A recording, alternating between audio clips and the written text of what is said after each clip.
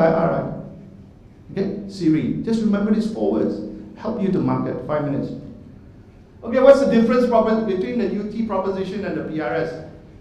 Alright? UT has its own value propositions, PRS has its own value propositions, right? And they're not the same, right? If you look at it the same, then you are going to say either or.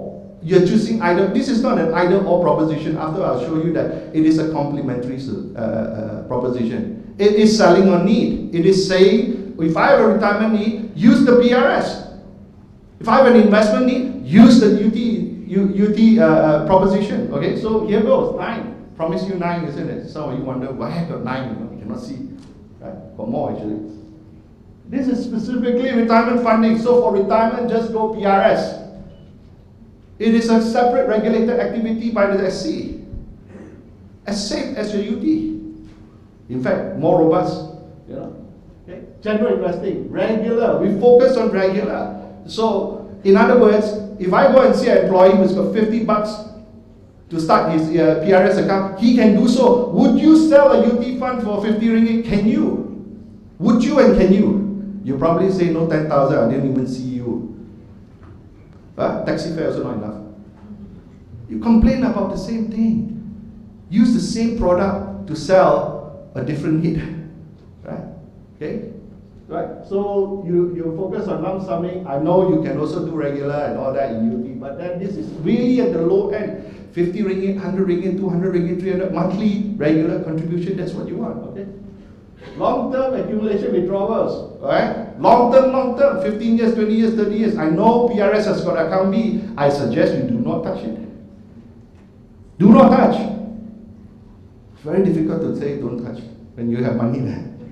But it's for your retirement. If not, you shortfall yourself the 10% and you're going to reduce your standard of living there. Right? It's locked in until retirement. This is the magic of PRS. Locked in until retirement. So if you've got 20 years to retirement, do not touch until you hit 60. I know people are talking about 55. Why would you want to take money out at 55 when you're still gainfully employed earning income? You worry that you cannot spend the money out. I think we've got to educate the public. Am I right? When you're gainfully employed, allow compounding to work so that you get more for your retirement. Right? So it is locked in until retirement. Right? And the other magic is that PRS has got these 3 unique features. 1, regular contribution. If you get the auto habit of putting aside and in your every month 200, 300, 400, right? It is a fund growth over time. Fund contribution over time. Not only are you putting contributions, you are compounding those contributions, and you can't take it out. I wouldn't say you can't, you can, but we suggest that you don't, right? Until age 60, right? So you have these 3 things. These are the 3 things that any fund manager would love to do. No withdrawals, no redemptions. I can easily manage my funds. I can position it. I don't have to churn it. As a fund manager, right? You allow the fund manager to generate returns on a long-term, consistent basis, rather than every month demanding returns. No good, switch to the next fund. How are you going to retire then? Right? Out of 10 funds, how many you get right? You figure it out. You are all experienced in this. Right? So the other thing is that lifetime relationship, I talk about that. Easy to invest default funds. In the PRS, you can just focus on selling default funds. Age-based. Below 40, growth from 40, 50, moderate. 50 and above, conservative. How difficult is that? Oh, you want to be more technically advanced, then you give advice. Oh, Asia Pacific ex-Japan equity fund. You can go there and spend half an hour explaining what is Asia ex-Jap is all about. Sometimes we are too smart. Right? There's 601 funds in the market, UT. How many funds do you actually market? Do you actually know very well anyway? Be honest with yourself. We don't need so many funds. The objective is growth, income, and income. There are no other investment objectives, my friend. It's a matter of risk and return. If you can get it locally, why do you need offshore? Think. Right? Easy to invest. Mass working population. UT, you need 10,000. No minimum 10,000. Anybody who wants market below 10,000? Seriously? No one here. 20,000? All want to go for 100,000. How many 100,000 investors are there out there? These are your high net worth, affluent market. You already segment out the mass population. We're talking about 11.6 million or whatever number that's there. And obviously, I don't want to talk about the tax incentive. You know about that, right? All right. So how do you grow your client base? So far, so good, huh? All right. Your new clients can come in via the UT route and via the PRS route. It's called cross-selling and reselling. I don't think I'm presenting anything new. I'm just putting it into perspective so that you can actually see, right, the process of selling, right? You can come in via UT, you got existing clients. If you've got 1,000 UT clients, why are you not selling them the PRS proposition? I'll tell you why. No front end. Low front end. We'll address that question later on. Right? Is front end better than trailing? That's the question I want to vote on first before I show you the numbers. Right? It is about meeting a need. It's about meeting a retirement need. It's about also cross-selling back. Right? Other needs. Education needs, lifestyle needs, they will sell them a UT fund. Okay? So opportunities to expand is tremendous. Next chart.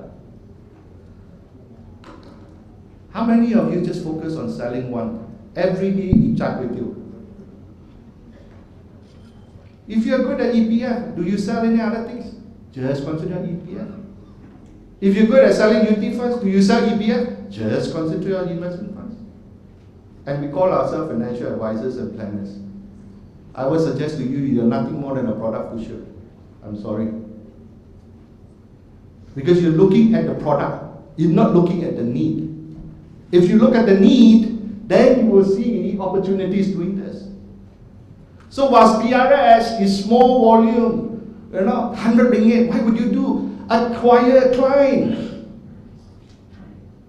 I suggest to you the biggest problem you have sitting down here is finding a client, isn't it? Who do you go out to see tomorrow? Do you have a new client? Can you open up with something that people cannot say no to you? Try selling a UT fund now with the US government shutting down. Oh, we wait and see. Then what are you going to do? You're going to have a teh tarik store there and then spend your time having teh tarik. I know all the trade secrets of distributors. Right? Why don't you do the PRS as a door opener? PRS is a client acquisition tool. Nobody says no to you because you reap what you sow. You don't put it now, you're going to have a problem later. As I told you, the two-touch replacement time later. After that, on a quarterly basis, sell them cross-selling. Right? And after that, there is still room for UT. So, if there are CEOs here, I think if your agents or your head of sales says no prospect, you better look at this. Alright? Don't accept. Got 3 pots, right? So what do? Right? PRS. Where is the source of funds? Payroll deduction, 200 ringgit only, right? Even 100 ringgit you can get in. Start first. EPF quarterly, take from EPF. They ask you to take money out. No, some of you are very, very good at this already. How about the funds, bank deposits? There's still $500 billion in savings and bank deposits in the banking system. So which means it says we have not been very successful in unlocking those deposits. Okay, so you got to have a value proposition on it. So there is a lot of selling and reselling proposition. Use the PRS to acquire a client, expand it to sell EPF, expand it to sell your other UT funds. You cannot tell your agency manager, neither can you tell the head of sales or your CEO, don't have prospect. If you say don't have prospect, I will say to you, maybe this is not your vocation. You cannot even see the goal in front of you. Right? Okay, client base. Who wants to work 5 years and then retire? Come on, this is not a joke question. 5 years and retire. Okay, I'm so excited I'm going to do this. I'm actually retired, but put something back, have some fun with it. All right. I just want to tell you that your orientation on PRS is about enrollment, is about client acquisition, it's not about AUM. Okay? This model assumes no front end. Is front end better than trailing? Neither. You need front end, you need trailing. Neither is good or bad. But as an agent, you are going to survive on total income. You must know your income sources. Some of it is going to come from sales, front end. Some of it is going to come from trailing. Right? By just doing this, 500 per year, nothing. You go to an organization, you probably, I know of one financial planning firm who just closed 600 workplaces. They're halfway there already. Right? Okay. So if you just focus on this model, I just want to say to you, this is a client-based acquisition model. You got 500, 500, 500. So by the end of the third year, you got 2005, right? And and you stop. I don't suggest that you stop, because there's still millions of Malaysians out there need your service. But you decide to retire, right? What will be your income? Passive income. Okay, look at the assumption. Starting age 25. I know not everybody is 25, right? It's just a model to just reorientate you to trailing income. Retirement 60. Monthly contribution 300. Growth pre-requirement. Pre-retirement meaning to say accumulation expected increase 6% per annum. Nothing much. No need to be 100% equity fund.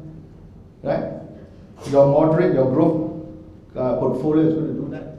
Right? Post-retirement, you drop from 6 to 4 because then you concentrate on generating investment income, but you still need growth. Why 4? Above inflation, right?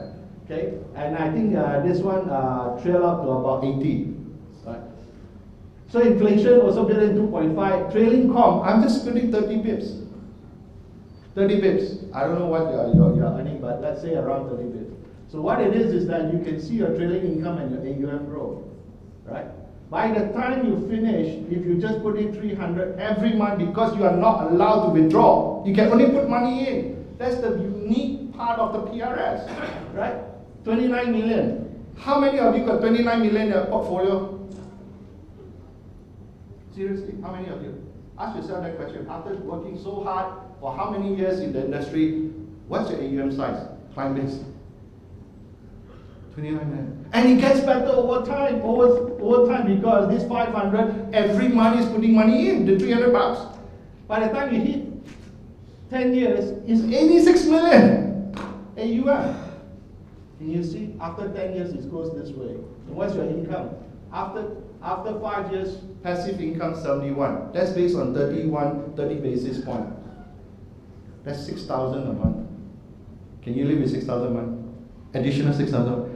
That's funding your BMW. No? Wow. Enjoy, right? Well, if you don't want to do that, after 10 years, it's 240. 20 grand a month. That is your retirement income. If you're not contributing to EPF, you should start contributing to PRS. Right? EPF, you may not want to start as self-employed. But certainly, this could be your retirement income portfolio. Can you see? Right? Can you see trailing income, the magic of trailing income? This model works because every month, same amount of money going in, just like EPF. This amount works because you're putting it into a compound factor of 6%. This model works because there's no withdrawal. This is the magic of the PRS. So to say that you say you can't make money, come see me after that. Right? No, don't do that. Anyway, I hope I've convinced you, right? It's already compelling. But look at the compounding effect after 10 years. Look at the size of the AUM over 30 years. It's almost $500 million. Not in your wildest dream would you think about managing a client's portfolio of $500 million. That is a UTMC size. Some of our UTMCs, you're talking about one producer, all right? I think I made my point, right? Okay, got 10 more minutes, right? Why do distributors, UTCs, find it so hard to be full-time, to be productive in our industry. I'm not talking about just FIMM, unit trust industry. I'm from the unit trust industry, you know, I'm here to help you, right? Okay, right? But we are so focused on some things. And have you ever looked and say where your income sources are coming? How does it look like? Where do you get in trouble, right? So the typical UTCs will be, this is the first quarter drive. Got drive or sell.